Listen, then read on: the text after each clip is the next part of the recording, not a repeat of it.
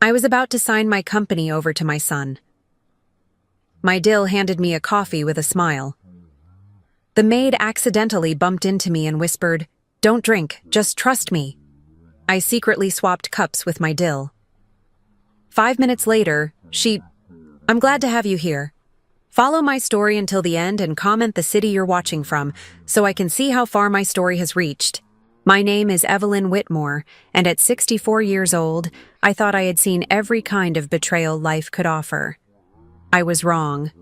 The worst was yet to come, disguised as a family meeting on a Tuesday morning in October, served with a smile and a cup of coffee that was meant to be my last. I had been running Whitmore Industries for 15 years, ever since my husband Charles passed away from a heart attack. It wasn't easy stepping into his shoes, but I managed to grow our small manufacturing company into something worth $12 million. Not bad for a widow who had spent most of her marriage organizing charity events and hosting dinner parties. Carlton, my 39-year-old son, had been working at the company for the past 5 years. I won't lie and say he was exceptional, but he was family, and I believed that meant something. His wife Ever had joined us 2 years ago as marketing director. She was efficient, charming when she needed to be, and had a way of making everyone feel like her best friend, including me. That Tuesday morning, Carlton called and asked if we could have a family meeting at the house. "Mom, we need to discuss some important changes about the company's future," he said, his voice carrying that tone he used when he thought he was being serious and responsible. "Ever and I have been thinking about succession planning, and we want to make sure we're all on the same page." I agreed, of course. At my age, it made sense to start thinking about who would take over when I decided to retire. I assumed we would discuss timelines, his readiness to take on more responsibility, maybe some training programs. I was naive. The meeting was set for 10 in the morning at my house in Beacon Hill. I had lived there for over 30 years, and it still felt like Charles might walk through the front door at any moment. The living room where we planned to meet had been his favorite spot, with its dark wood paneling, stone fireplace, and the wall of family photographs that chronicled happier times. I woke up early that morning, as I always did, and went through my usual routine. Coffee first, always coffee. I had been drinking the same blend for decades, a rich Colombian roast that Charles had introduced me to during our honeymoon. Rosa, our housekeeper, had been with us for 20 years and knew exactly how I liked it prepared. Rosa was in her early 50s, quiet and efficient. With graying hair she kept pulled back in a neat bun. She had started working for us when Carlton was still in college, and she had watched him grow from a somewhat irresponsible young man into what I hoped was a mature adult.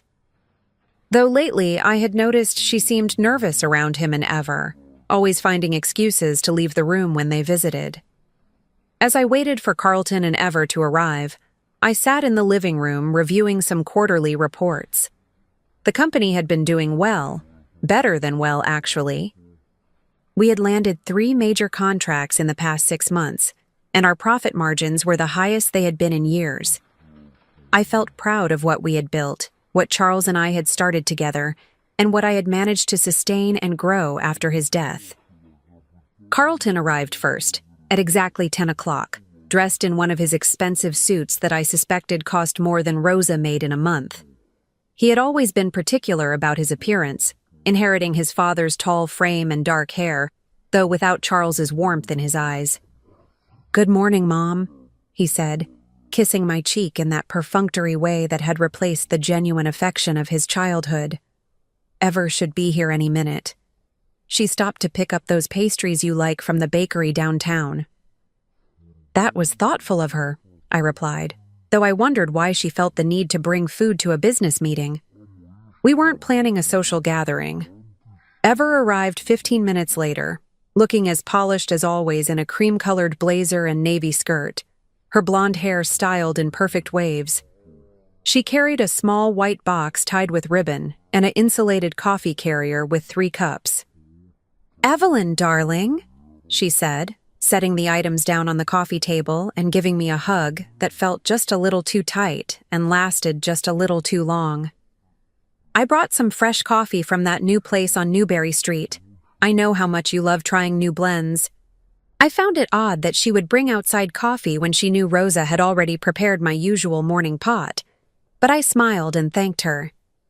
Ever had always been attentive in ways that seemed thoughtful, but somehow left me feeling slightly uncomfortable, as if I were being managed rather than cared for. "This is wonderful," I said, accepting the cup she handed me. The coffee was in my favorite blue porcelain cup, one from a set that had belonged to my mother. Ever knew I preferred it to the everyday mugs. "You're always so considerate." Carlton settled into the armchair across from me, while Ever took the spot on the sofa nearest to my chair. She had positioned herself so she could see both Carlton and me, and I noticed her eyes flicking between us as if she were monitoring our reactions to something. "So," I began, taking a sip of the coffee Ever had brought. It tasted different from my usual blend, slightly bitter with an aftertaste I couldn't quite identify. "You mentioned wanting to discuss succession planning." Carlton leaned forward, his hands clasped together in front of him. "Yes, Mom. Ever and I have been talking, and we think it's time for you to start stepping back from the day-to-day operations. You've worked so hard for so long, and you deserve to enjoy your retirement." The way he said it made it sound like I was already too old to be effective, which stung more than I cared to admit. "I appreciate your concern, but I still feel quite capable of running the company. The numbers certainly suggest I'm doing something right." "Of course you are," Ever interjected smoothly, her voice warm and reassuring. "You've built something incredible. But Carlton and I want to make sure that legacy is protected and continued.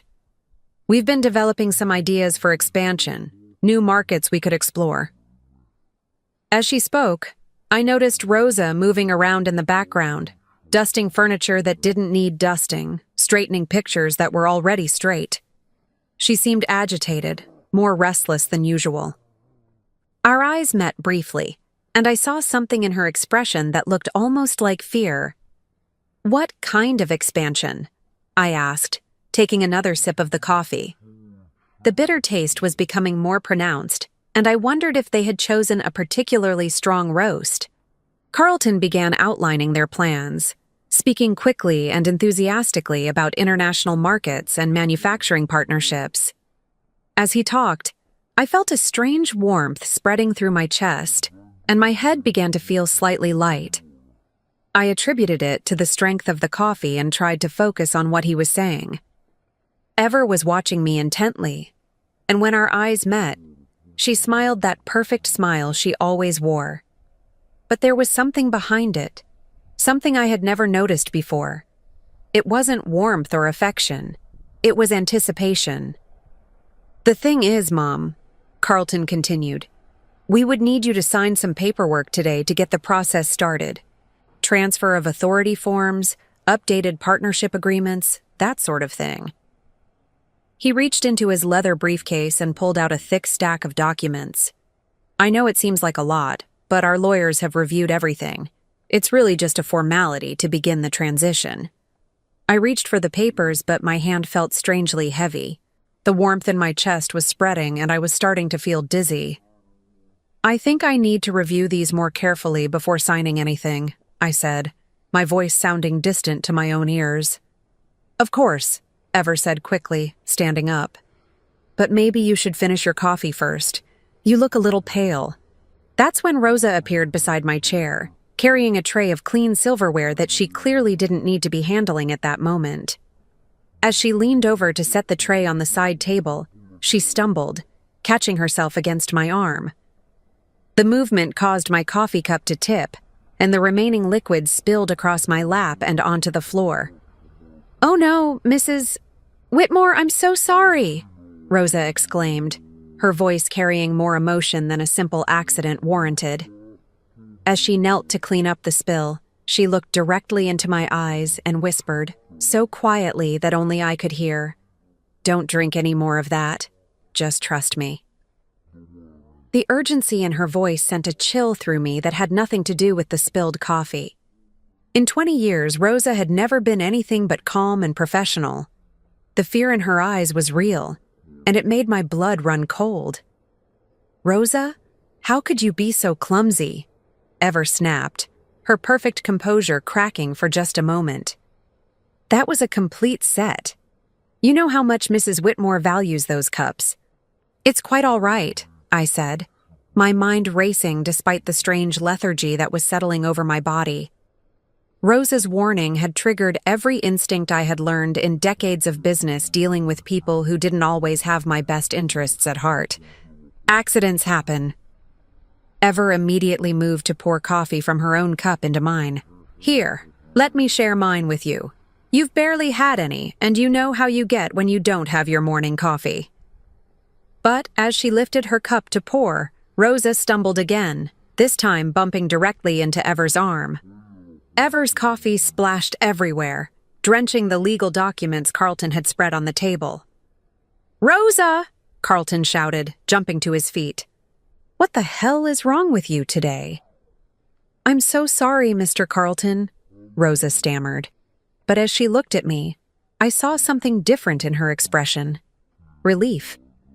In the confusion of cleaning up the second spill, I noticed that Ever had gone very quiet. She was staring at the coffee stains on the papers with an expression I couldn't quite read. When she looked up and saw me watching her, she forced another smile. "Well, this is quite a mess," she said with a laugh that sounded forced. "Maybe we should postpone this meeting until we can get new copies of the documents." "Actually," I said, my mind becoming clearer despite my physical discomfort, "I think I'd like to see those papers now, coffee stains and all." As I reached for the documents, I watched Ever carefully. There was something in her reaction, a tension that hadn't been there before Rosa's accidents. She seemed almost disappointed that we weren't rescheduling. "Of course," Carlton said, but I could hear the reluctance in his voice. Though they're a bit difficult to read now.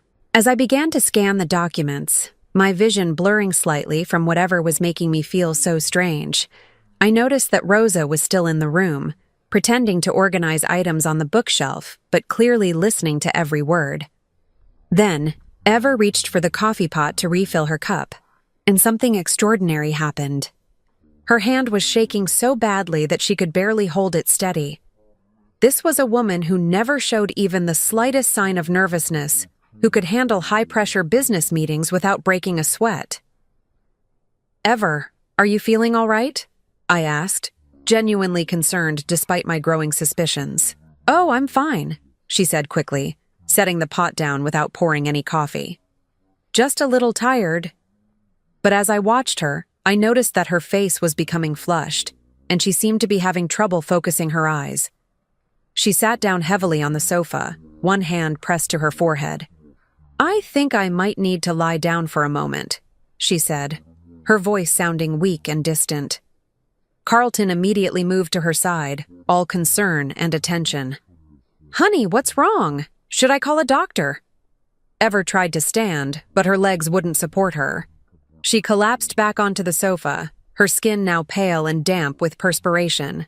"I feel so strange," she whispered. "Like everything is spinning." That's when Rosa stepped forward, and I saw something in her eyes that told me she knew exactly what was happening. "Mrs. Ever," she said, her voice steady now, "when did you last eat something today?" "I had breakfast," Ever replied, but her words were slurring slightly. "I feel so dizzy." Suddenly, her body went rigid, and then she began to convulse. It wasn't dramatic or theatrical like you see in movies. It was terrifying and real, her body jerking uncontrollably while Carlton held her and shouted her name. "Call 911, I managed to say, though my own voice sounded strange to my ears. As Carlton frantically dialed for an ambulance, I looked at Rosa, who was standing perfectly still, watching the scene unfold with an expression of grim satisfaction rather than shock. And in that moment, as the sirens began wailing in the distance and Ever's body continued to shake with whatever was coursing through her system, I realized that the coffee I had been drinking, the coffee that Rosa had deliberately spilled, had been meant for me. The woman lying there convulsing on my sofa had just been poisoned by her own weapon. The ambulance ride to Boston General Hospital felt like it lasted forever, though it was probably no more than 15 minutes. I sat beside Carlton in the back, watching the paramedics work on Ever as she drifted in and out of consciousness. Her face was the color of ash, and despite the oxygen mask covering half her face, her breathing remained shallow and labored. Carlton held her hand and kept repeating, "You're going to be okay, baby. You're going to be fine." But I noticed something that chilled me more than Ever's condition. His voice lacked genuine panic. It carried concern, yes, but it sounded more like an actor delivering lines than a husband watching his wife fight for her life. I kept thinking about Rosa's warning and the deliberate way she had spilled that coffee. 20 years of working together, and Rosa had never been clumsy. Never.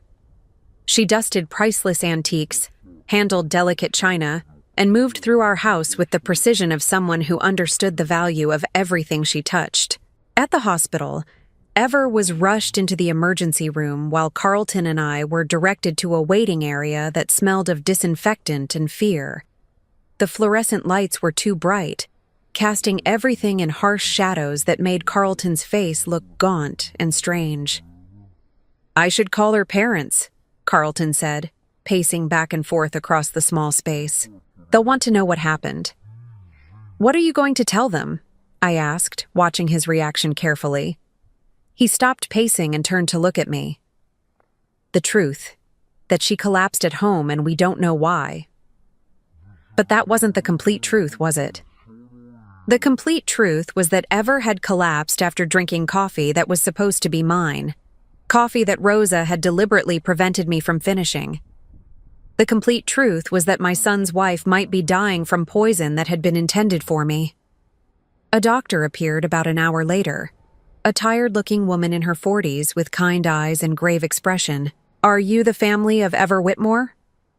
"I'm her husband," Carlton said immediately. "This is my mother. How is she?" "She's stable, but we're running extensive blood tests. Her symptoms suggest some kind of toxic ingestion. Can you think of anything unusual she might have consumed today? Any medications, supplements, cleaning products?" Carlton shook his head quickly. "Nothing out of the ordinary. We were just having coffee and discussing business when she suddenly felt dizzy and collapsed." The doctor made notes on her chart. "What about the coffee? Where did it come from?" "Ever brought it from a new place on Newberry Street," Carlton replied. "But my mother and I had the same coffee, and we're fine." Except that wasn't true either. I had barely drunk any of mine before Rosa spilled it, and what little I had consumed had made me feel dizzy and disoriented. The effects had worn off during the ambulance ride, leaving me with a clear head and a growing certainty that someone had tried to kill me. "We'll need to test any remaining coffee or food from your meeting," the doctor continued. "The police will want to investigate if this turns out to be intentional poisoning." I saw Carlton's jaw tighten almost imperceptibly. "Of course, whatever you need." After the doctor left, Carlton immediately pulled out his phone. "I need to call Rosa and have her clean up the mess from this morning before the police get there." "Actually," I said quietly, "I think we should leave everything exactly as it is." He looked at me sharply. "Why would we do that?" "Because if someone tried to poison Ever, the evidence might help them figure out who did it." Carlton stared at me for a long moment, and I saw something flicker across his face. Calculation. "You think someone deliberately poisoned her? I think we shouldn't make any assumptions until we know more." But I had already made my assumption, and it was becoming more solid with every passing minute. Someone had tried to poison me, and Ever had drunk it instead. The question was whether Carlton had been part of the plan or if he was as innocent as he was pretending to be. When I excused myself to use the restroom, I instead walked outside and called Rosa. She answered on the first ring, as if she had been waiting by the phone. "Mrs. Whitmore? How is Mrs. Ever?" "She's alive, Rosa. No thanks to the coffee she brought this morning." There was a long silence on the other end of the line. Finally, Rosa spoke, her voice barely above a whisper. "You need to know something, Mrs. Whitmore. Things I've been seeing, things I should have told you about sooner." "What kinds of things?" "Can you meet me somewhere private? Not at the house." Mr. Carlton said he was going to fire me for being clumsy today, and I don't think it's safe for either of us to talk where he might hear. My heart was pounding now. Where? There's a small cafe called Marley's on Commonwealth Avenue, about 6 blocks from the hospital. I can be there in 20 minutes. Rosa, are you saying what I think you're saying? I'm saying that Mrs. Ever has been putting something in your morning coffee for weeks, and I finally couldn't watch it anymore. I'm saying that I've been keeping track of everything, and you're in more danger than you know. The line went dead, leaving me standing on a busy sidewalk with my entire world tilting on its axis. For weeks, Ever had been poisoning me. Slowly, carefully, methodically. And today was supposed to have been the final dose. I walked back into the hospital in a daze, my mind racing with implications I didn't want to consider. When I reached the waiting area, Carlton was on his phone, speaking in low, urgent tones. No, it all went wrong, he was saying. She's in the hospital now and the police are going to investigate. He saw me approaching and quickly ended the call. That was work, he said smoothly. I had to cancel my afternoon meetings. But I had heard enough to know that whoever he was talking to, it wasn't anyone from the office. Carlton had been expecting something to go wrong. He had been prepared for police involvement. Carlton, I said, sitting down beside him, I need you to be completely honest with me about something. He turned to face me, and for a moment, his mask slipped. I saw fear in his eyes, but also something else. Resentment. What do you want to know, Mom? How long have you been planning to take over the company? What do you mean? I mean, how long have you been waiting for me to die so you could inherit everything? The question hung in the air between us like a physical presence.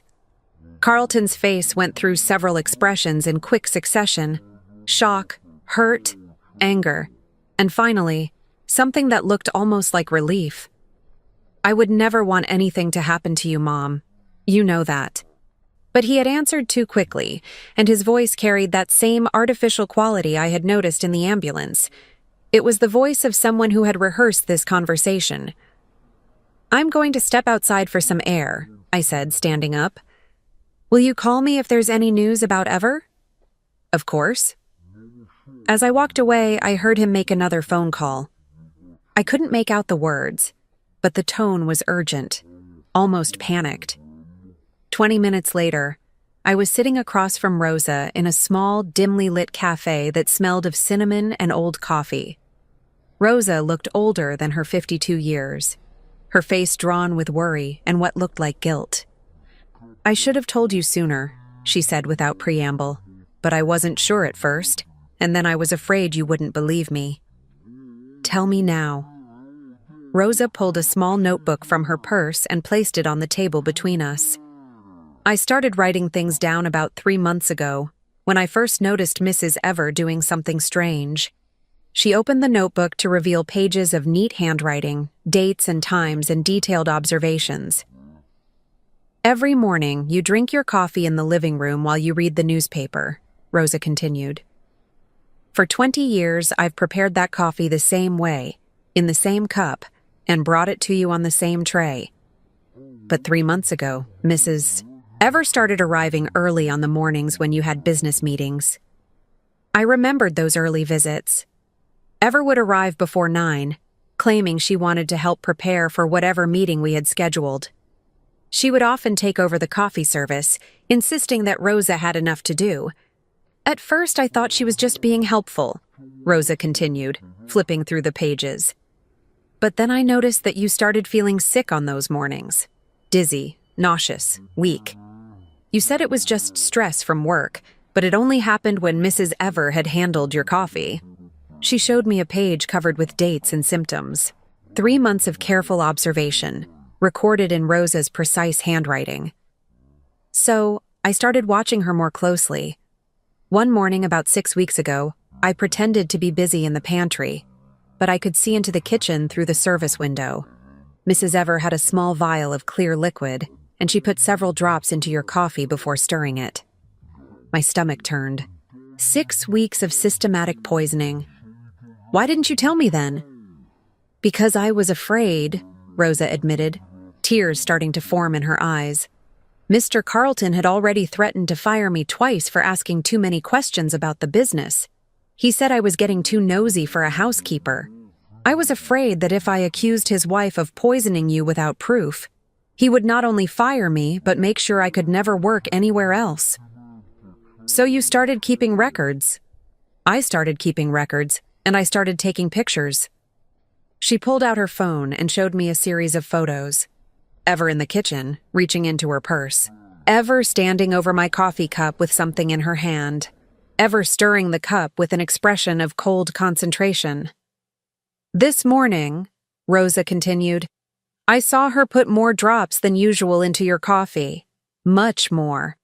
And I heard her on the phone earlier, talking to Mr. Carlton about how everything would be finished today. I knew that whatever she was planning, it was going to be worse than making you feel sick. So you made sure I didn't drink it. I couldn't let her kill you, Mrs. Whitmore. You've been good to me for 20 years.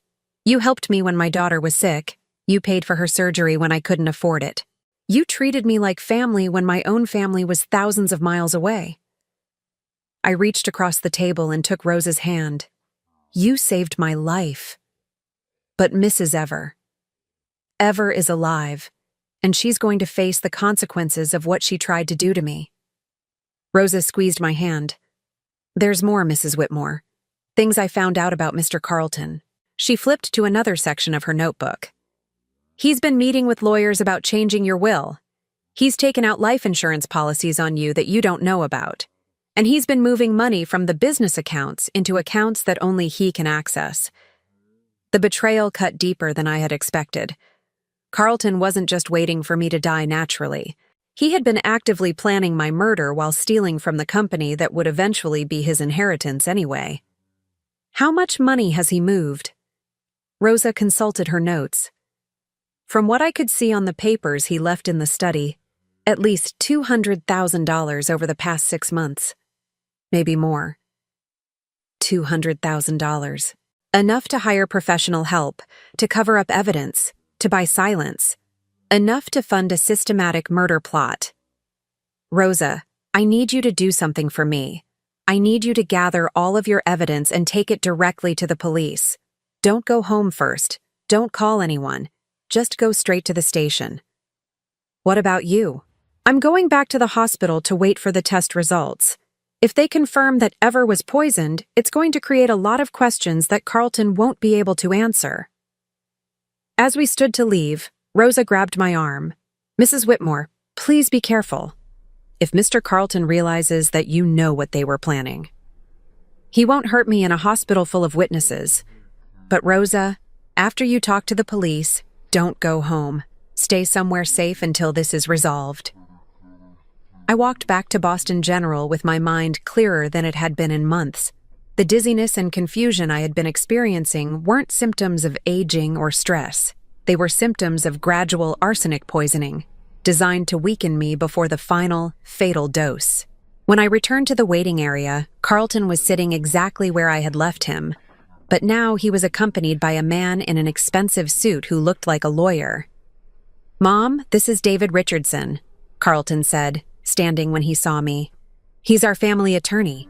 I thought we should have legal representation given what happened to Ever. David Richardson extended his hand with a practiced smile. Mrs. Whitmore, I'm sorry we're meeting under these circumstances. Carlton called me because he's concerned that someone might try to blame your family for what happened to Ever. Why would anyone blame us? I asked, genuinely curious to hear how they plan to handle this. Well, David said carefully, if the police determine that Ever was intentionally poisoned, they're going to look at everyone who had access to what she consumed. Since it happened at your house, during a family meeting, you could all potentially be considered suspects. It was a clever preemptive move. By bringing in a lawyer immediately, Carlton was setting up a narrative where his family was being unfairly targeted by an investigation, rather than being the perpetrators of attempted murder. That makes sense, I said neutrally. I suppose we should all be prepared to answer their questions honestly. Carlton and David exchanged a quick glance that told me they had already prepared their version of honest answers. That's when Dr. Martinez returned, her expression even more serious than before. "Mrs. Whitmore, Mr. Whitmore, I need to speak with you about the test results." We followed her to a small consultation room that felt more like an interrogation chamber than a place for medical discussions. "Your wife has been poisoned with arsenic," Dr. Martinez said without preamble. "A significant dose that would have been fatal if she hadn't received immediate medical attention. The police have been notified, and they'll want to interview everyone who was present when she consumed whatever contained the poison." Carlton's face went white, but his voice remained steady. "Arsenic? How is that possible?" "That's what the police investigation will determine. In the meantime, Mrs. Whitmore will need to be monitored closely. Arsenic poisoning can have lasting effects, and we want to make sure she receives the proper treatment." "Will she recover?" I asked. "With treatment, yes. She was very fortunate that whatever she consumed was discovered and treated so quickly." Fortunate. If ever only knew how fortunate she was that Rosa had saved both our lives with a clumsy stumble and a whispered warning. As we left the consultation room, Carlton immediately turned to David. "What do we do now?" But David was looking at me with an expression I couldn't quite read. "Mrs. Whitmore, do you have any idea how arsenic could have gotten into something your daughter-in-law consumed?" It was a test, I realized. They wanted to know how much I suspected, how much Rosa might have told me, whether I was going to be a problem for their carefully constructed story. "I have no idea," I said calmly, "but I'm sure the police investigation will uncover the truth." And it would. Rosa was probably talking to detectives right now, showing them photographs and evidence that would unravel whatever lies Carlton and his lawyer had prepared. Carlton's phone rang, and he stepped away to answer it. I couldn't hear what was being said, but I saw his face change from worried to panicked to furious in the span of seconds. When he hung up, he turned to David with wild eyes. "We have a problem. The police just arrested Rosa for attempted murder." David nodded grimly. "I expected they might try to pin this on the help. It's the most obvious suspect when poison is involved. Mike. But I knew better. Rosa hadn't been arrested for attempted murder because she was a convenient scapegoat.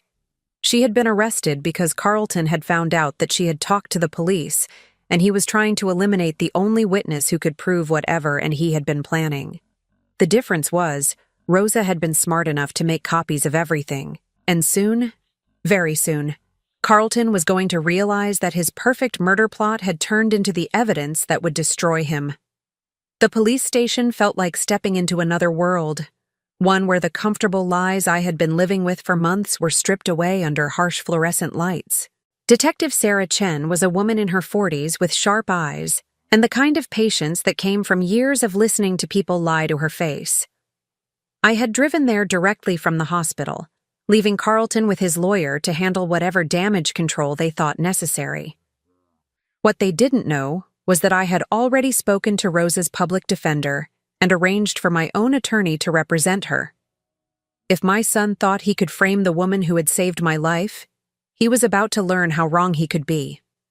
"Mrs. Whitmore," Detective Chen said as she led me into a small interview room, "thank you for coming in voluntarily. I know this must be a difficult time for your family. Detective, before we begin, I need you to know that Rosa Martinez is innocent of attempting to murder my daughter-in-law. In fact, she saved both our lives this morning." Detective Chen raised an eyebrow and opened a thick file folder. "That's an interesting perspective. Can you tell me why you believe that?" I spent the next hour walking through everything that had happened, from the strange coffee Ever had brought to Rosa's deliberate clumsiness, to the warning she had whispered in my ear. When I finished, Detective Chen was quiet for a long moment. "Mrs. Whitmore, what you're describing suggests that someone was trying to poison you and that your daughter-in-law accidentally consumed the poison intended for you. That's exactly what I'm describing. And you believe your son knew about this plan?" The words hung in the air like an accusation that once spoken couldn't be taken back. I believe my son has been planning my death for months, possibly longer. Detective Chen made notes on her pad. We've already spoken with Rosa Martinez. Her story matches yours exactly, and she's provided us with extensive documentation of suspicious behavior she observed over the past 3 months. What kind of documentation? Photographs, detailed notes, even recordings she made of conversations between your son and his wife. Mrs. Whitmore, if what Rosa documented is accurate, you've been the victim of attempted murder for quite some time. My hands began to shake, and I gripped them together in my lap. Hearing it stated so matter-of-factly made it real in a way that my own suspicions hadn't. For months, Carlton and Ever had been slowly poisoning me while I trusted them, included them in my business decisions, and treated them like the family I thought they were. There's something else, Detective Chen continued. We obtained a warrant to search your son's house and office. We found several concerning items. She opened another folder and spread several photographs across the table. Multiple life insurance policies on you, totaling $5 million, all taken out within the past year. Bank records showing regular transfers from your business accounts into personal accounts controlled solely by your son. And this. She handed me a plastic evidence bag containing a small glass vial with a dropper top. We found this hidden in your daughter-in-law's desk at work. The lab confirmed it contains a concentrated arsenic solution. I stared at the vial, this tiny container that had been meant to end my life drop by drop. How long would it have taken? Based on the dosage Rosa documented in her observations, probably another 2 to 3 weeks. The symptoms you were experiencing, the weakness and confusion, those were signs that the arsenic was building up in your system. The amount they put in your coffee this morning would have been the final dose. The room felt cold, despite the building's overheated air. What happens now? We arrest your son and formally charge your daughter-in-law with attempted murder and conspiracy. With Rosa's evidence and what we found in the searches, we have more than enough for prosecution. Detective Chen leaned forward slightly. Mrs. Whitmore, I have to ask, how are you feeling about this? Discovering that your own son was planning to kill you can't be easy to process. The question caught me off guard, because I realized I hadn't allowed myself to feel anything yet. I had been focused on facts, evidence, and legal procedures. But underneath all of that was a grief so profound I wasn't sure I could survive it. I keep thinking about when he was little, I said quietly. Carlton was such a sweet child. He would bring me flowers from the garden and tell me I was the most beautiful mother in the world. When his father died, he held my hand at the funeral and promised he would always take care of me. My voice cracked on the last words. I don't know when that little boy became someone who could look me in the eye while planning my murder. I don't know when I stopped being his mother and became just an obstacle to his inheritance. Detective Chen nodded sympathetically. People change, Mrs. Whitmore. Sometimes greed and entitlement can override every other emotion, including love. What your son did doesn't reflect on you as a mother or diminish the love you gave him. But it did diminish something. It diminished my faith in my own judgment, my ability to trust, my sense of security in the world. How do you rebuild your life when the foundation you built it on turns out to have been rotten from the beginning? We'll need you to testify when this goes to trial, Detective Chen continued. Your testimony about Rosa's warning and your son's behavior will be crucial. Of course, whatever you need. As I prepared to leave the police station, Detective Chen handed me her card. Mrs. Whitmore, I'd recommend staying somewhere other than your house for the next few days. We'll need to process it as a crime scene. And frankly, I'm not sure it's safe for you there until we have your son in custody. I nodded, but the truth was, I never wanted to set foot in that house again. Every room would be contaminated with the knowledge of what had happened there, every corner hiding the memory of betrayal. I drove to the Four Seasons downtown and checked into a suite, paying for a week in advance. I needed time to think, to plan. to figure out how to rebuild a life that had been systematically dismantled by the people I loved most. The hotel room was elegant and anonymous, decorated in neutral tones that demanded nothing from me emotionally.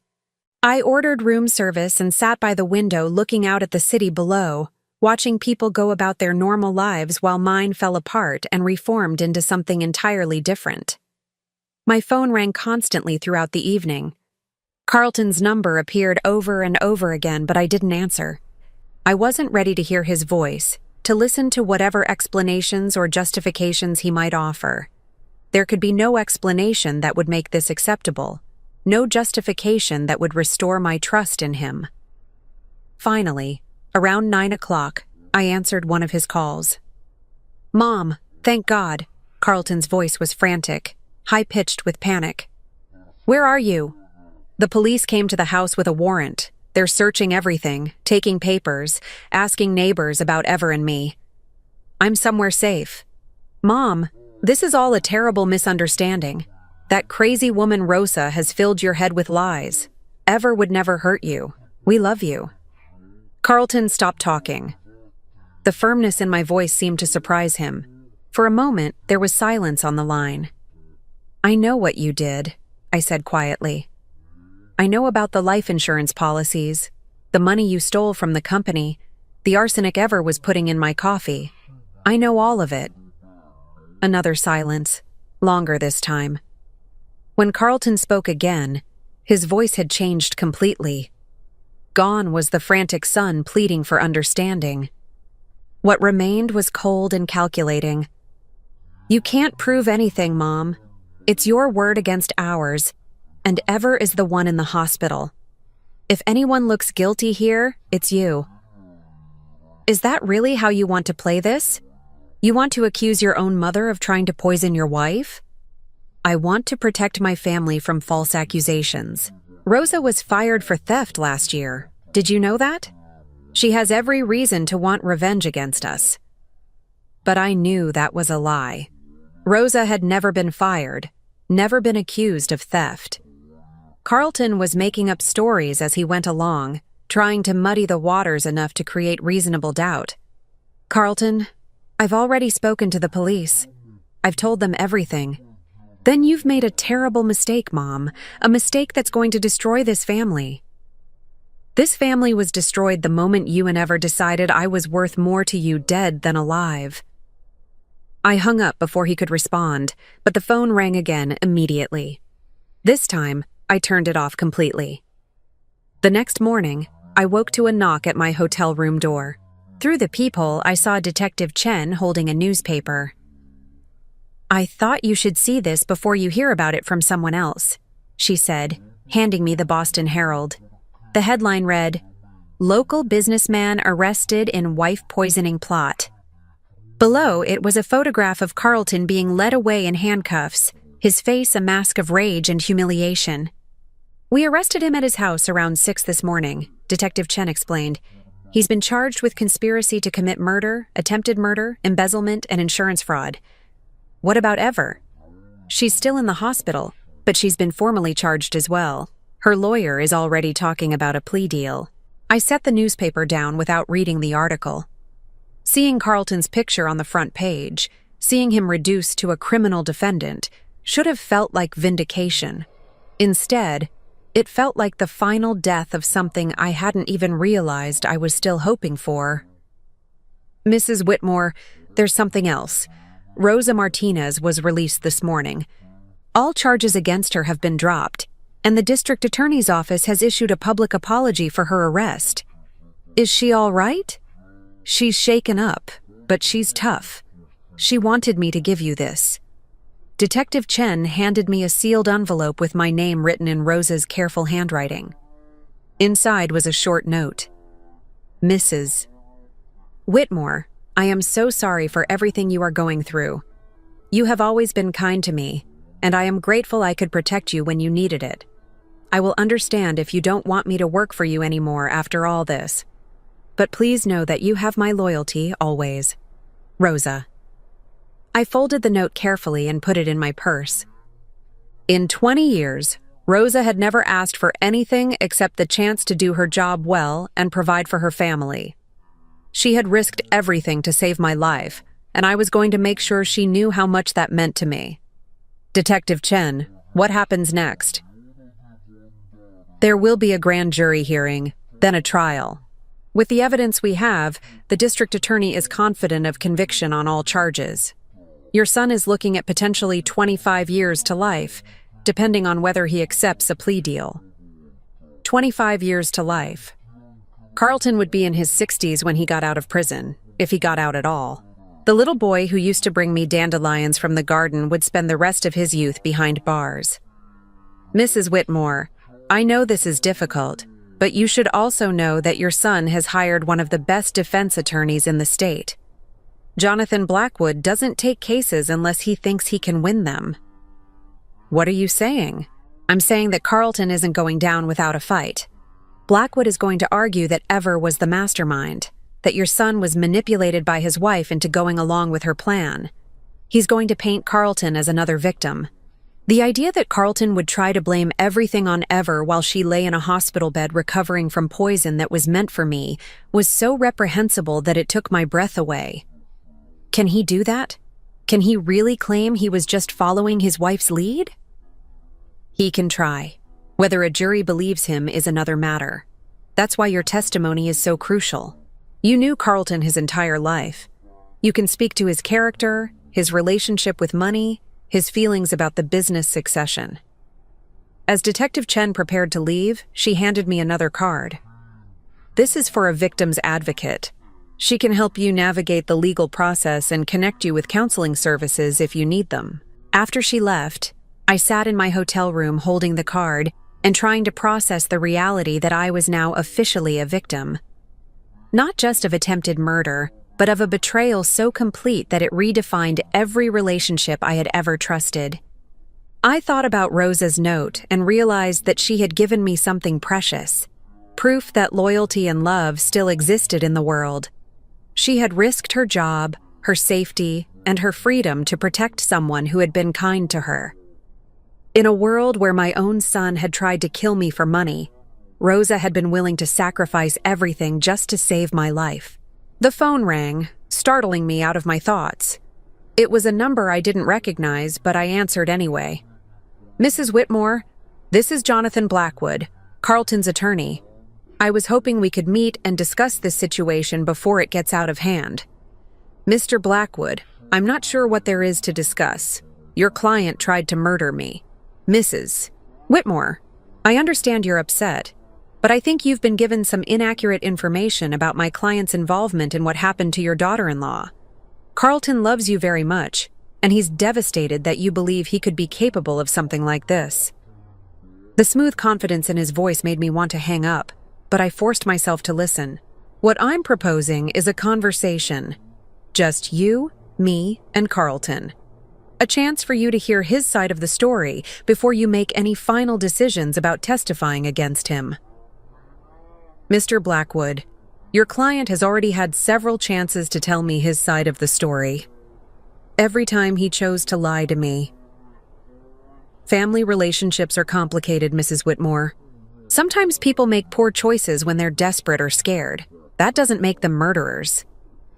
No, Mr. Blackwood. But systematically poisoning someone for months while stealing their money and taking out life insurance policies on them, that makes them murderers. I hung up before he could respond, but I knew this was just the beginning. Carlton had hired the best defense attorney he could afford, which meant he was going to fight these charges with everything he had. The question was whether I had the strength to fight back. 3 weeks after Carlton's arrest, I sat in District Attorney Margaret Sullivan's office, listening to my son's voice plotting my death. The recordings Rosa had made were playing through a small speaker on Sullivan's desk, and each word felt like a physical blow. The old woman is getting suspicious, Carlton's voice said clearly through the static. Rosa keeps watching Ever in the kitchen, and Mom asked me yesterday if I thought her coffee tasted different. Ever's laugh came through the speaker, light and musical, as if they were discussing the weather instead of murder. Don't worry, baby. We're almost done. Another week, maybe 2 at most, and she'll be too weak to question anything. Then we give her the final dose, and it looks like her heart just gave out from all the stress. I closed my eyes, but I couldn't block out the sound of my daughter-in-law's voice discussing my death with such casual indifference. "Are you sure the arsenic won't show up in an autopsy?" Carlton asked. "Only if they're specifically looking for it, and why would they? She's 64, she's been under stress running the company, and she's had health problems lately. It'll look completely natural." District Attorney Sullivan paused the recording and looked at me with sympathy. "Mrs. Whitmore, I know this is difficult to hear, but it's crucial evidence. This recording was made 6 days before the incident with the coffee." I nodded, not trusting my voice to remain steady. Rosa had been wearing a wire for over a month, documenting conversations she overheard while cleaning the house or serving meals during family gatherings. The woman I had dismissed as a simple housekeeper had been conducting her own investigation with the precision of a trained detective.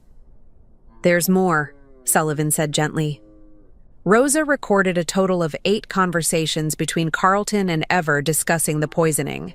She also documented their discussions about your will, the life insurance policies, and their plans for the company after your death."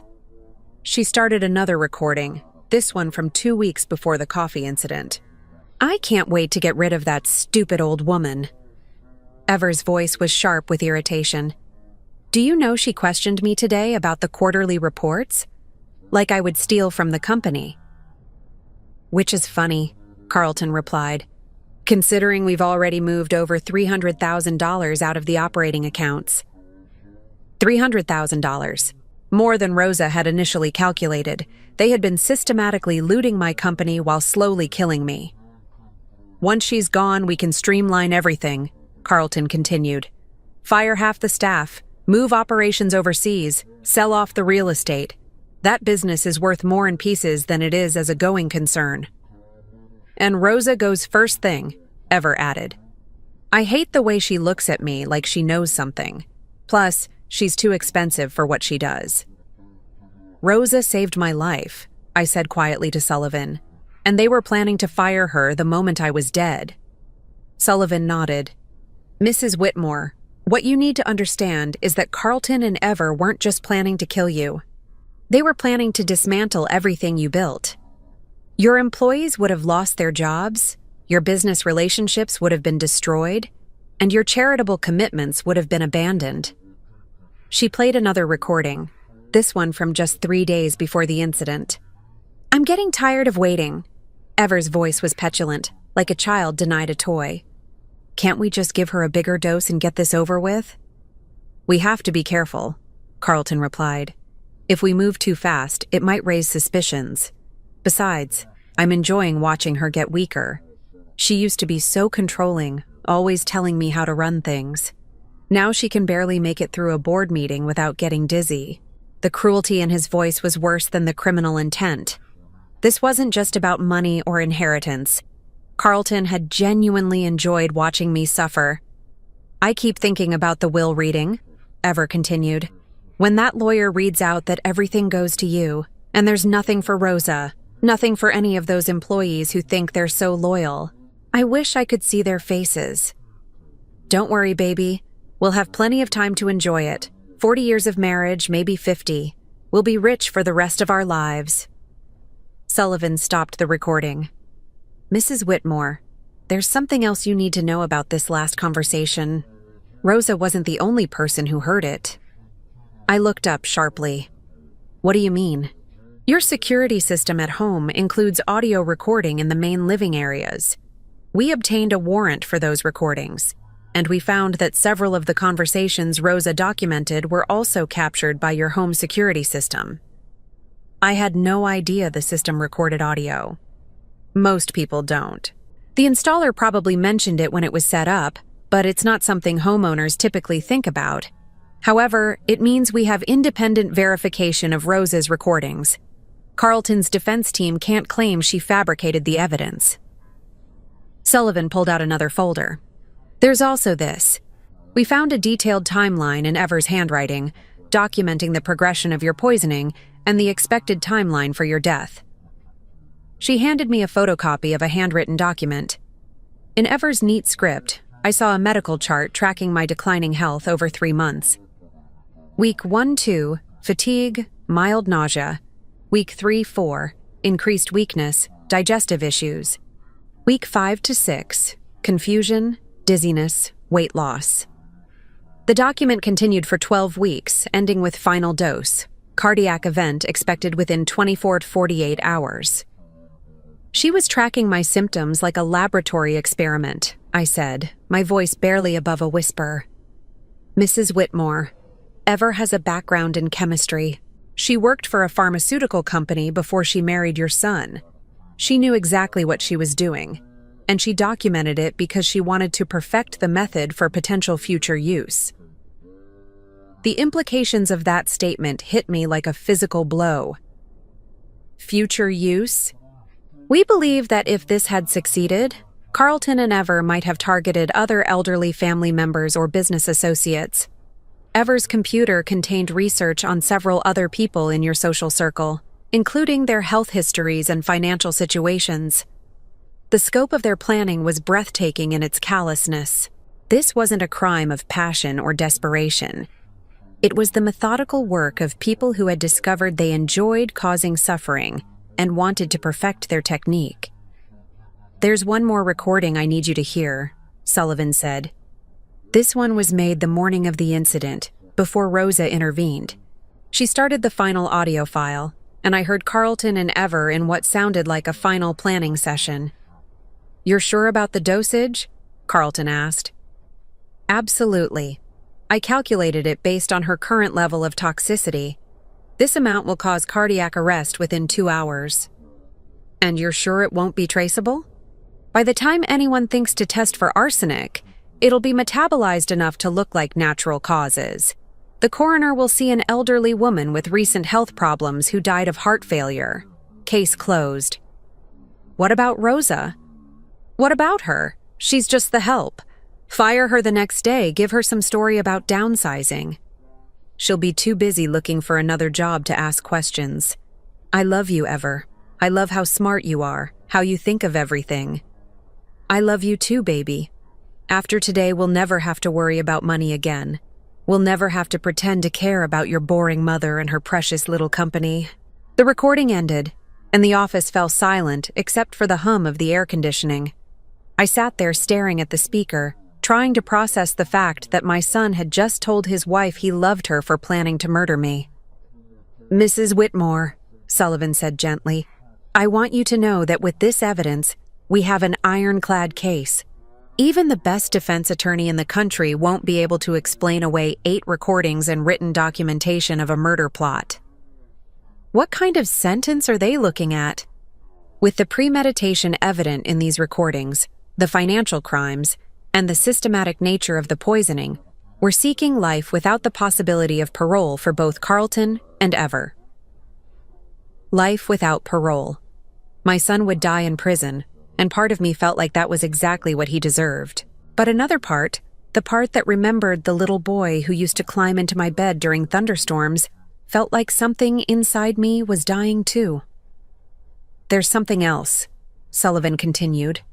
Ever's attorney has approached us about a plea deal. She's willing to testify against Carlton in exchange for a reduced sentence. I looked up sharply.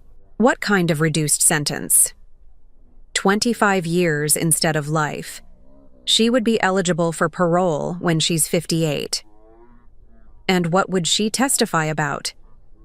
According to her lawyer, Ever claims that the entire murder plot was Carlton's idea. She says he threatened to leave her if she didn't help him, and that he convinced her you were planning to cut him out of your will completely. The audacity of it took my breath away. Even facing life in prison, Ever was still trying to manipulate the situation to her advantage. Mrs. Whitmore, I need to ask you directly. Is there any truth to the claim that you were planning to disinherit Carlton? Absolutely not. My will has remained unchanged since my husband's death 15 years ago. Carlton inherits everything, including the business and all personal assets. There was never any discussion of changing that arrangement. So Ever's claim that Carlton felt threatened about his inheritance is false? Completely false. If anything, I had been discussing ways to transition more control of the company to Carlton over the next few years. He knew he was my sole heir. Sullivan made notes on her legal pad.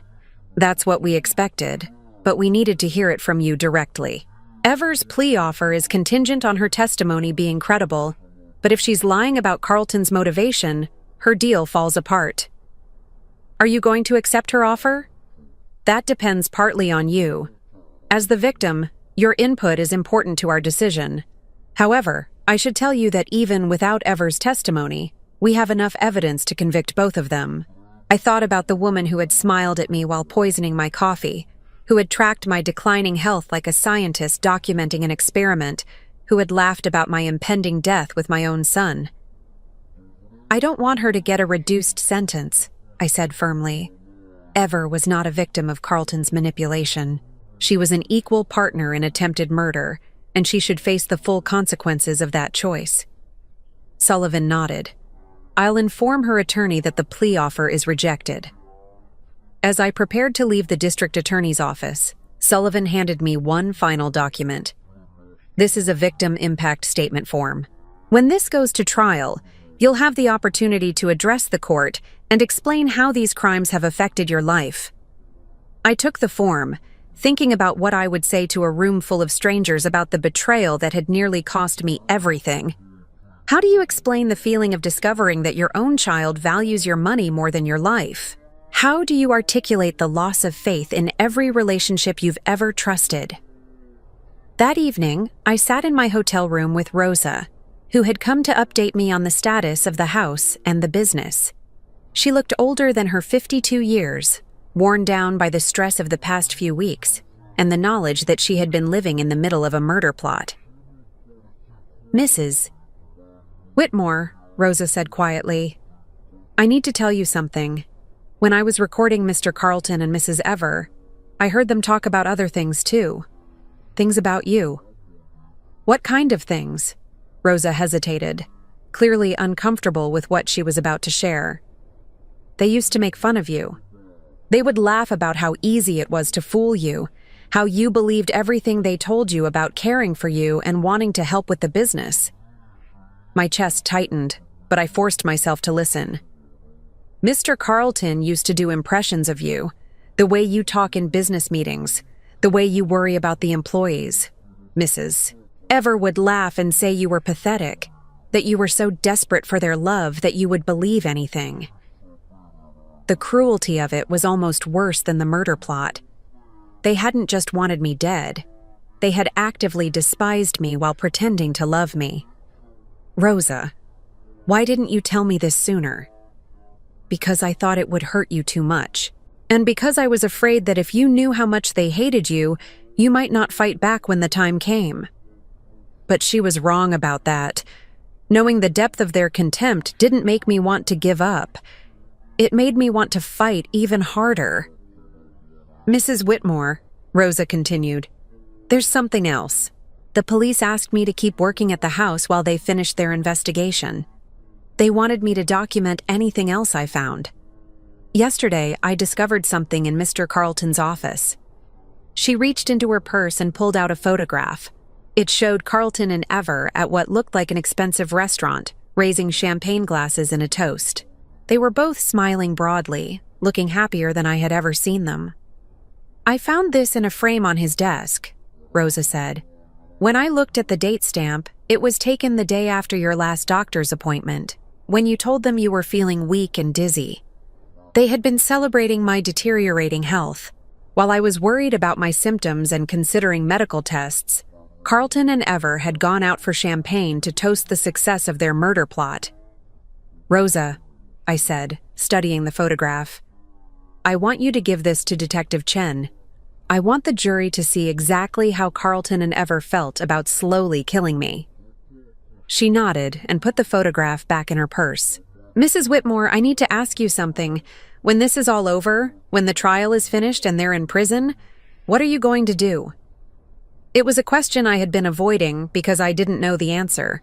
My entire life had been built around relationships and institutions that no longer existed. My son was gone, not just to prison, but to a moral darkness I couldn't comprehend. My company would need to be rebuilt from the financial damage Carlton and Ever had inflicted. My house would forever be the place where someone tried to murder me. I honestly don't know, I admitted. Everything I thought I knew about my life turned out to be a lie. I need to figure out how to build something new. Rosa reached across the table and took my hand. Mrs. Whitmore, for 20 years you treated me with kindness and respect. You helped my family when we needed it, and you never made me feel like I was just the help. Whatever you decide to do next, I hope you know that you have people who care about you. For the first time since this nightmare began, I felt a spark of something that wasn't grief or rage or fear. It was hope. Not hope that my old life could be restored, but hope that a new life, built on truth and genuine relationships, might be possible. The recordings had shown me the worst of human nature, the capacity for cruelty and betrayal that I never wanted to believe existed. But Rosa had shown me something else, the capacity for loyalty, courage, and love that asks for nothing in return. As I prepared for the trial that would determine Carlton and Ever's fate, I realized that their greatest miscalculation wasn't underestimating Rosa or overestimating their own cleverness. Their greatest mistake was believing that destroying my faith in them would destroy my faith in everything. They were wrong about that, just as they had been wrong about everything else. 6 months later, I sat in the front row of Suffolk County Superior Court, watching my son being led into the courtroom in shackles. Carlton had lost weight during his time in jail, and his expensive suits had been replaced with an orange jumpsuit that made him look smaller somehow, diminished in a way that had nothing to do with physical appearance. Ever entered separately, her blonde hair pulled back severely and her face pale without makeup. She kept her eyes fixed straight ahead, never once looking in my direction. The woman who had smiled while poisoning my coffee for months couldn't even meet my gaze now that she faced the consequences of her actions. The trial had drawn significant media attention. Mother targeted for murder by son and daughter-in-law was the kind of story that fascinated and horrified people in equal measure. I had declined all interview requests, but the courtroom was packed with reporters, curious onlookers, and a few employees from my company who had come to show their support. District Attorney Sullivan had warned me that defense attorney Jonathan Blackwood would try to paint Carlton as a victim of Ever's manipulation, despite the recordings that clearly showed both of them planning my murder with equal enthusiasm. What she hadn't prepared me for was how painful it would be to listen to Carlton's lies about our relationship. "Ladies and gentlemen of the jury," Blackwood began his opening statement, "this is a case about a troubled young man who fell under the influence of a manipulative woman with a background in chemistry and a talent for psychological control." I watched Carlton's face as his lawyer portrayed him as weak and easily influenced. There was no shame there, no recognition that he was allowing another person to take responsibility for his choices. The man sitting at the defense table bore no resemblance to the son I had raised. Ever Whitmore preyed on Carlton's insecurities about his inheritance, Blackwood continued. She convinced him that his mother was planning to disinherit him, that the only way to secure their future was to take desperate action. Prosecutor Sullivan objected immediately.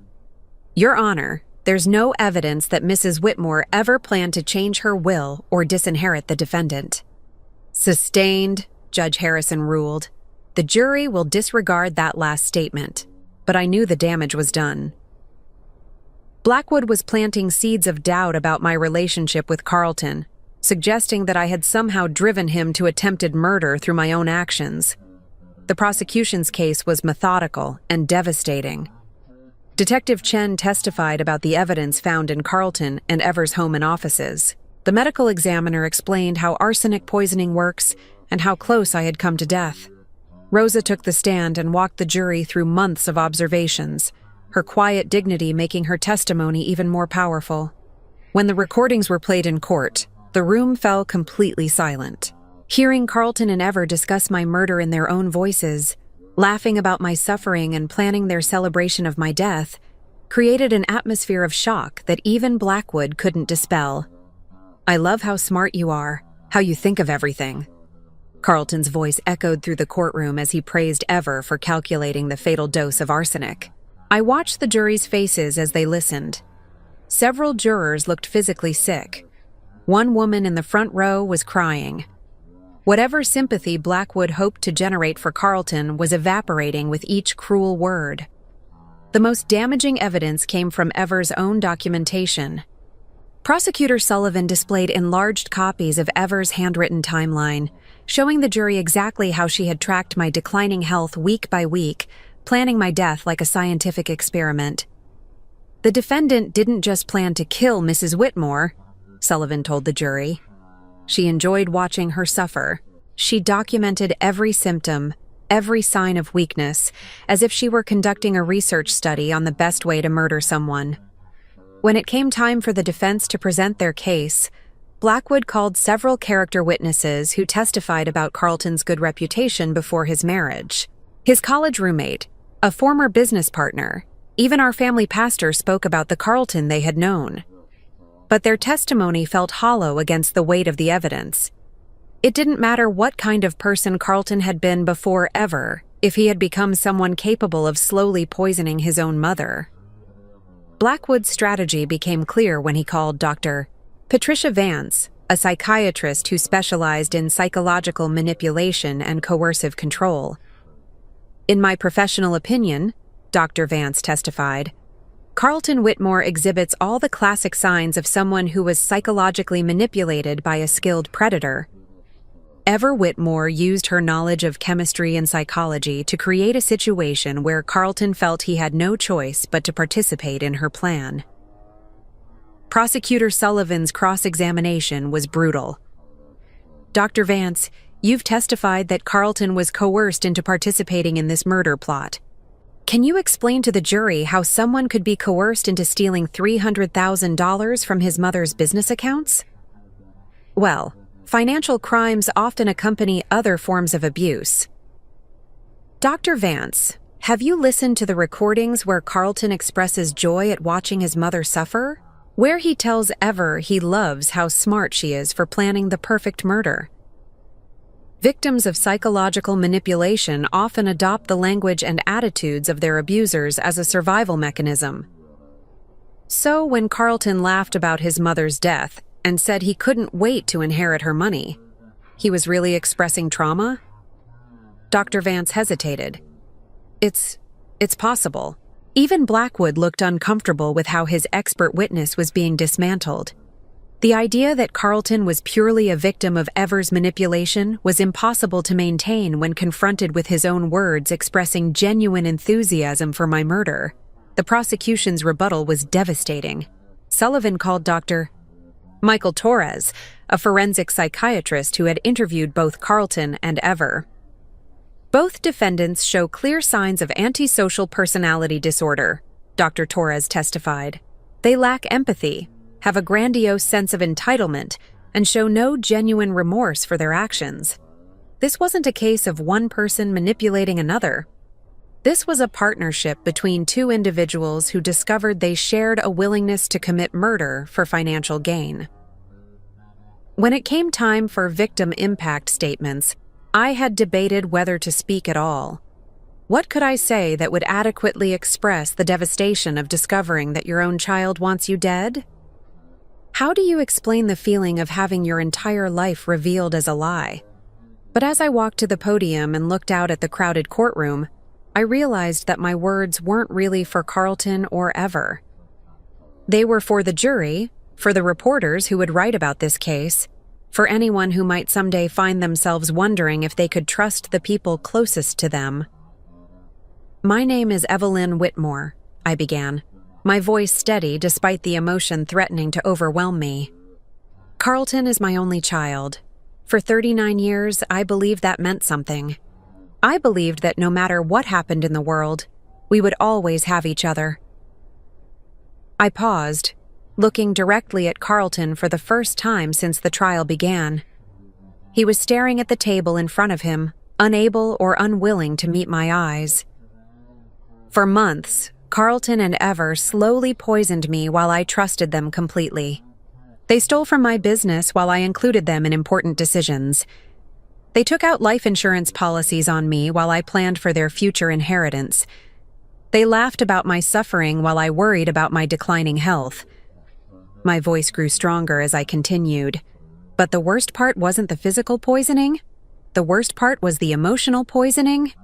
Every kind word, every expression of concern, every moment of apparent affection was a lie designed to keep me vulnerable while they planned my death.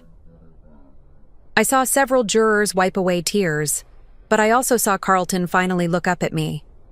For just a moment, I thought I glimpsed something that might have been remorse in his eyes. Carlton once promised to take care of me after his father died. Instead, he chose to betray every value I tried to teach him, every lesson about love and loyalty and family. He didn't just try to kill my body. He killed my faith in the possibility of unconditional love. I paused, gathering myself for the final part of my statement. I survived their murder plot thanks to a woman named Rosa Martinez, who risked everything to save my life. Rosa showed me that love and loyalty still exist in this world, even when they come from unexpected places. Carlton and Ever tried to destroy my life, but Rosa's courage reminded me that there are still people worth trusting, still relationships worth building. I looked directly at Carlton one last time. I forgive you, because carrying hatred would poison me more surely than any arsenic. But I will never trust you again, and I will never pretend that what you did was anything less than pure evil. As I returned to my seat, I felt something I hadn't experienced in months. Peace. Not the peace of having my old life restored, but the peace of having finally spoken the truth about what had been done to me. The jury deliberated for 3 days. When they returned, the forewoman stood and delivered verdicts that would change everything. On the charge of conspiracy to commit murder in the first degree, we find the defendant Carlton Whitmore guilty. Carlton's shoulders sagged, but he showed no other emotion. On the charge of attempted murder in the first degree, we find the defendant Carlton Whitmore guilty. On the charge of embezzlement, we find the defendant Carlton Whitmore guilty. On the charge of insurance fraud, we find the defendant Carlton Whitmore guilty. The verdicts for Ever were identical, guilty on all counts. Judge Harrison scheduled sentencing for the following week, but the outcome was predetermined. With the premeditation clearly established and the financial motive proven, both Carlton and Ever faced life in prison without the possibility of parole. As the courtroom emptied, I remained in my seat, trying to process the finality of what had just happened. Carlton would die in prison. The little boy who used to bring me dandelions was gone forever, replaced by someone I would never understand. Rosa appeared beside me, her face showing the relief of someone who had carried a terrible burden for too long. "Mrs. Whitmore," she said quietly, "it's over." "Yes," I replied, though I wasn't sure if I meant the trial or something larger. "It's over." As we walked out of the courthouse together, past the reporters and cameras and curious onlookers, I realized that while one chapter of my life had ended in the most painful way possible, another chapter was beginning. The question now was what I would choose to do with whatever time I had left. A week later, Judge Harrison sentenced both Carlton and Ever to life in prison without the possibility of parole. I didn't attend the sentencing hearing. I had heard enough of their voices, seen enough of their faces, given enough of my emotional energy to their crimes. Instead, I spent that day with Rosa, going through the house one final time before putting it on the market. Every room held memories that had been poisoned by knowledge, and I knew I could never live there again. In Carlton's childhood bedroom, I found a photo album filled with pictures from happier times. Birthday parties, family vacations, holidays when we all seemed to love each other genuinely.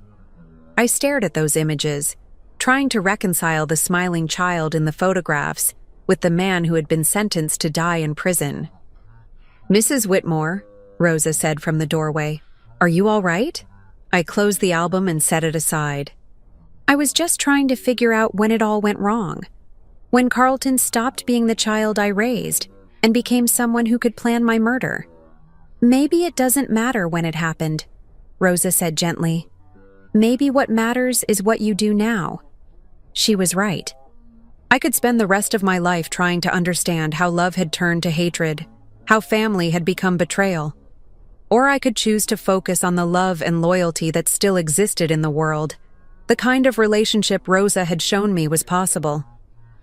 That evening, I made 2 phone calls that would reshape my future. The first was to my attorney, instructing him to establish a charitable foundation in Rosa's honor, dedicated to protecting elderly people from financial and physical abuse by family members. The second was to Rosa herself. "Rosa," I said when she answered, "I have a proposition for you. I'm starting a new chapter of my life, and I'd like you to be part of it. Not as my housekeeper, but as my partner." There was silence on the other end of the line, then Rosa's voice, thick with emotion. "Mrs. Whitmore, I would be honored." 6 months after Carlton and Ever's conviction, the Whitmore Foundation opened its doors with Rosa as executive director and me as chairman of the board. We worked with law enforcement, social services, and medical professionals to identify and investigate cases of elder abuse. Our first case came from a nurse who noticed that an elderly patient's health declined dramatically after family visits. Our second came from a bank teller who was concerned about large withdrawals from an elderly customer's account. Our third came from a neighbor who heard screaming from the house next door. Each case reminded me that Carlton and Ever weren't unique. They were part of a larger pattern of people who preyed on vulnerability and trust, who used love as a weapon to justify unspeakable cruelty. But each case we helped also reminded me that Rosa wasn't unique either. There were people everywhere who were willing to stand up for what was right, even when it cost them something. The foundation became my new purpose, my new family. Not the biological family that had tried to destroy me, but the chosen family of people who shared my commitment to protecting those who couldn't protect themselves. I never saw Carlton again. He wrote letters from prison, but I returned them unopened. There was nothing he could say that would change what he had done, no explanation that would restore the trust he had shattered. Ever died in prison 3 years after her conviction, killed by another inmate in a dispute over contraband cigarettes. I felt nothing when I heard the news. Not satisfaction, not grief. Just the dull recognition that someone who had caused great pain was no longer capable of causing more. Carlton remained in prison, and as far as I knew, he would stay there until he died. Sometimes I wondered if he ever thought about the family he had destroyed, the mother he had tried to murder, the life he had thrown away for money he would never live to spend. But mostly, I tried not to think about him at all. The foundation grew, expanding to serve elderly victims across New England. Rosa proved to be a brilliant administrator, her quiet competence and genuine compassion making her beloved by staff and clients alike. On the 5th anniversary of the foundation's opening, we held a celebration dinner for our supporters and volunteers. As I looked around the room at the faces of people who had dedicated themselves to protecting the vulnerable, I realized something profound. Carlton and Ever had tried to poison my faith in human nature, just as they had poisoned my coffee. But they had failed. Their evil had been answered by Rosa's courage, their betrayal balanced by the loyalty of strangers who became friends, their hatred overwhelmed by a community of people committed to love in action. The coffee they prepared for me had been meant to be my last. Instead, it had become the beginning of a new life built on truth, justice, and the kind of family that chooses each other rather than simply sharing blood.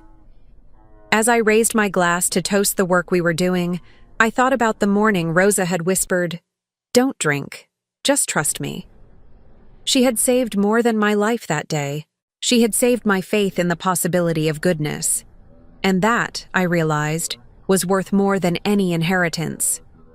10 years have passed since that October morning when Rosa saved my life with a whispered warning and a spilled cup of coffee. I am 74 now, and as I sit in my garden watching the sunrise paint the sky in shades of pink and gold, I can honestly say that these have been the most meaningful years of my life. The house where Carlton tried to murder me was sold within months of his conviction. I couldn't bear to live with those memories, couldn't walk through rooms where my own son had plotted my death. Instead, Rosa and I found a beautiful colonial in Wellesley, far enough from Boston to feel like a fresh start, but close enough to continue our work with the foundation. Rosa lives in the guest house on the property, though the distinction between guest and family disappeared long ago. She is 72 now, her hair completely silver, but her eyes still sharp with the intelligence that saved both our lives. We share morning coffee each day, a ritual that began as necessity, but became the anchor of a relationship deeper than blood. The Whitmore Foundation has grown beyond anything I could have imagined. What started as a way to channel my grief into purpose has become a nationally recognized organization with offices in 12 states. We've helped prosecute over 300 cases of elder abuse, recovered millions of dollars in stolen assets, and created support networks for victims who thought they had nowhere to turn. Rosa serves as our national director now, though she jokes that she's the only executive director in America who still insists on doing her own grocery shopping and refuses to hire a housekeeper. "I know what happens when you trust the wrong people," she says with a smile that has never lost its warmth despite everything she's seen. Our work has brought us into contact with heartbreak on a daily basis.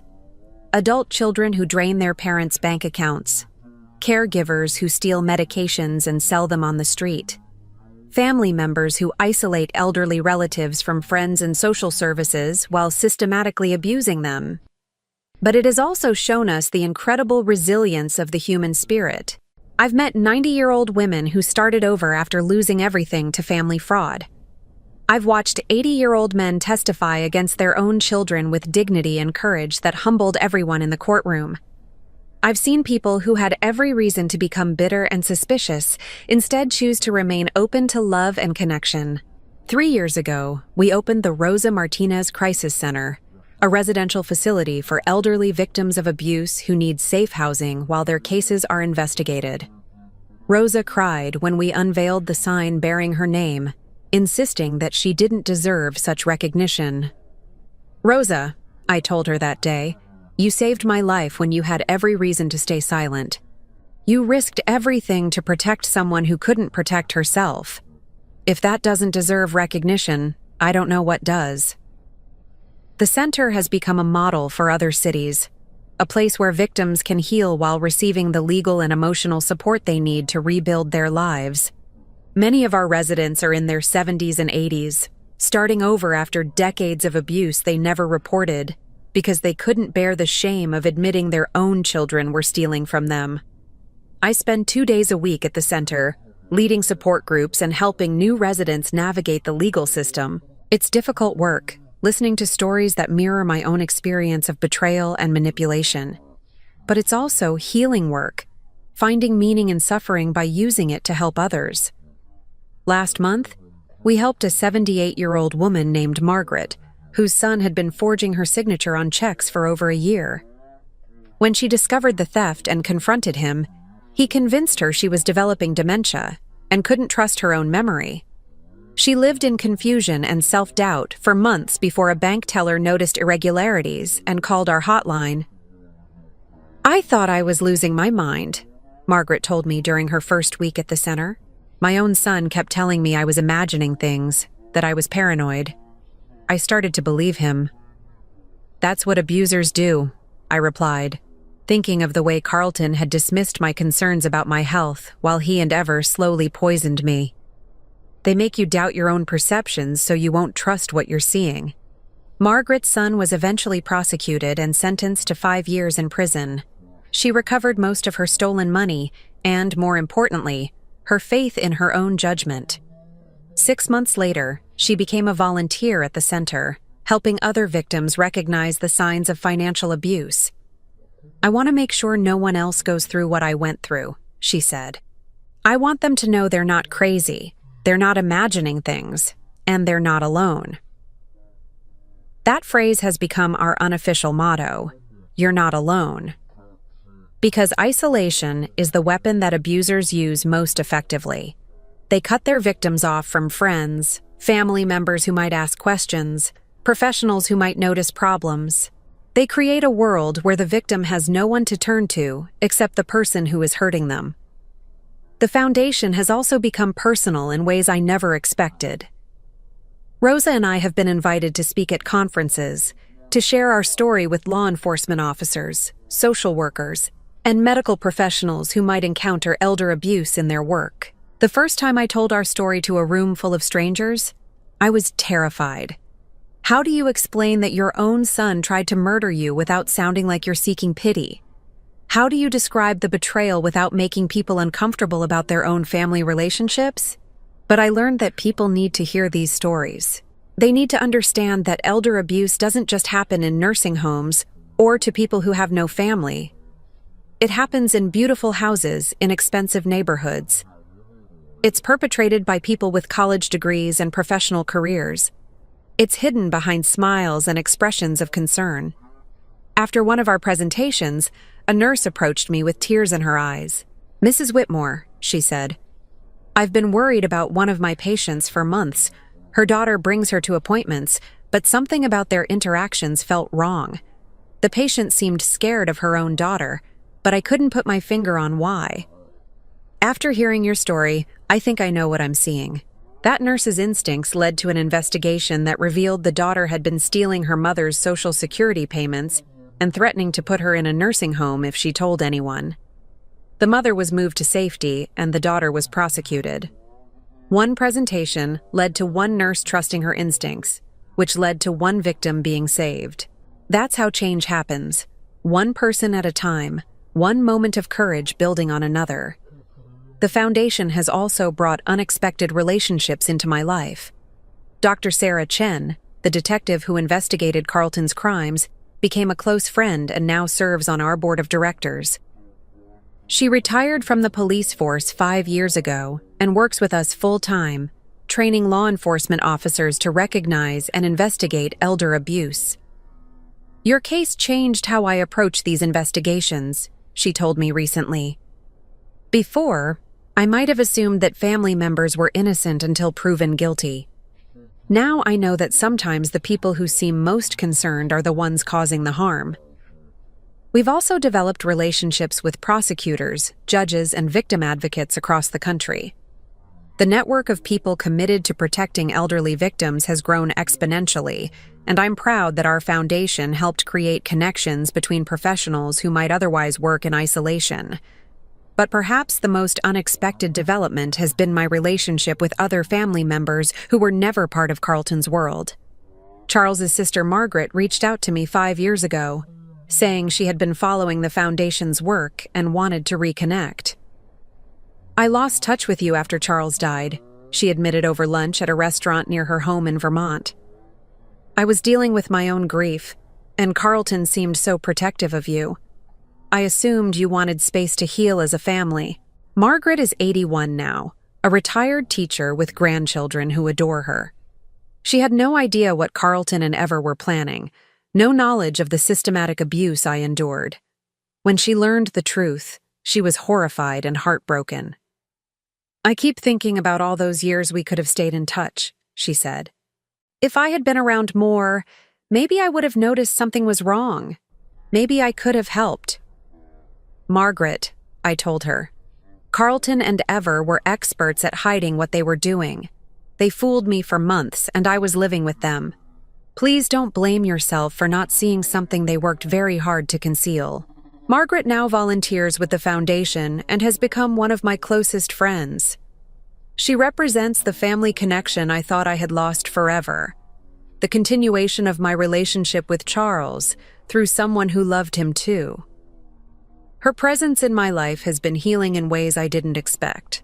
When she tells stories about Charles as a young man, or when she shares memories of family gatherings from decades ago, she helps me remember that not all family relationships are built on manipulation and lies. "Charles would be so proud of what you've built," she told me recently as we walked through the foundation's headquarters. "He always said you had a gift for turning pain into purpose." I think about Charles often, especially when I'm struggling with difficult cases or feeling overwhelmed by the scope of elder abuse in our society. I wonder what he would think about Carlton's crimes, whether he would be angry or heartbroken or both. I wonder if he would understand my decision to cut Carlton out of my life completely, or if he would urge me to maintain some connection despite everything. But mostly, I think Charles would be proud that I chose to build something positive from the ashes of our family's destruction. He would appreciate that Rosa and I have created a new kind of family, one based on choice and shared values rather than biological connections. Carlton is still in prison, serving his life sentence without possibility of parole. He continued writing letters for several years after his conviction, but I returned them all unopened. Eventually, the letters stopped coming. I don't know if he gave up hope of reconciliation or if something happened to him in prison. I've chosen not to find out.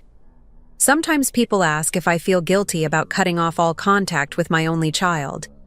The question used to bother me, but I've learned to answer it honestly. I feel no guilt about protecting myself from someone who tried to murder me. He's still your son, a well-meaning friend said once. Don't you think you owe him forgiveness? I forgave Carlton years ago, I replied. Forgiveness means I don't carry hatred or resentment. But forgiveness doesn't require me to maintain a relationship with someone who systematically abused me. I can forgive him and still choose not to have him in my life. The distinction between forgiveness and reconciliation is one I've had to explain many times, both to myself and others. Forgiveness is something you do for your own peace of mind. Reconciliation is something that requires genuine remorse and changed behavior from the person who caused harm. Carlton has never shown genuine remorse. Even his letters, the few I glimpsed before returning them, were focused on his own suffering rather than the pain he caused. He wrote about the conditions in prison, about missing his old life, about feeling betrayed by Ever's plea negotiations. He never wrote about understanding why what he did was wrong, or about recognizing the devastation he caused. I learned early in my recovery that I could forgive Carlton without trusting him, that I could let go of anger without letting him back into my life. The Foundation's work has reinforced this understanding. I've met dozens of elderly victims who felt obligated to maintain relationships with abusive family members because family is family. Family is what you make it, I tell them. Biology creates connections, but love creates family. If someone consistently chooses to harm you rather than love you, they've made their own choice about what kind of relationship you have. This philosophy has guided my own choices about family. Rosa and I are family in every way that matters. Margaret and I are family through our shared love for Charles and our mutual choice to support each other. The staff and volunteers at the Foundation are family through our commitment to a common purpose. Carlton and I share DNA, but we are not family. He chose money over love, greed over loyalty, murder over mercy. Those choices severed our family bond more completely than any legal document could. As I've grown older, I've become more aware of my own mortality and more intentional about how I spend my remaining years. The Foundation is well established now, with a strong board of directors and excellent staff. Rosa and I have created succession plans that will ensure the work continues long after we're gone. I've also made peace with the reality that I will probably die without reconciling with Carlton. For a long time, that thought made me sad. Now, it makes me grateful. Grateful that I survived his murder attempt. Grateful that I had the opportunity to build a meaningful life after discovering the truth about his character. Grateful that my last years are filled with purpose and genuine relationships, rather than the toxic manipulation I endured for so long. Last week, we celebrated the Foundation's 10th anniversary with a gala dinner that raised over $2 million for our programs. As I looked around the room at the hundreds of people who had come together to support elder abuse victims, I felt a profound sense of completion. This is what I was meant to do with my life. Not just run a successful business or raise a successful child, but use my experience of betrayal and survival to help others navigate their own journeys from victimhood to empowerment. Rosa and I often talk about what would have happened if she hadn't been brave enough to spill that coffee, to whisper that warning, to document Carlton and Ever's crimes. I would be dead, certainly. But more than that, all the people we've helped through the foundation would still be trapped in abusive situations. One moment of courage, Rosa said recently, can change everything. She's right. Her moment of courage saved my life, but it also created ripples that have spread far beyond either of us could have imagined. Every victim we've helped represents another ripple, another life changed, another story of survival rather than destruction. This morning, as I finish my coffee and prepare for another day at the foundation, I think about the woman I was 10 years ago.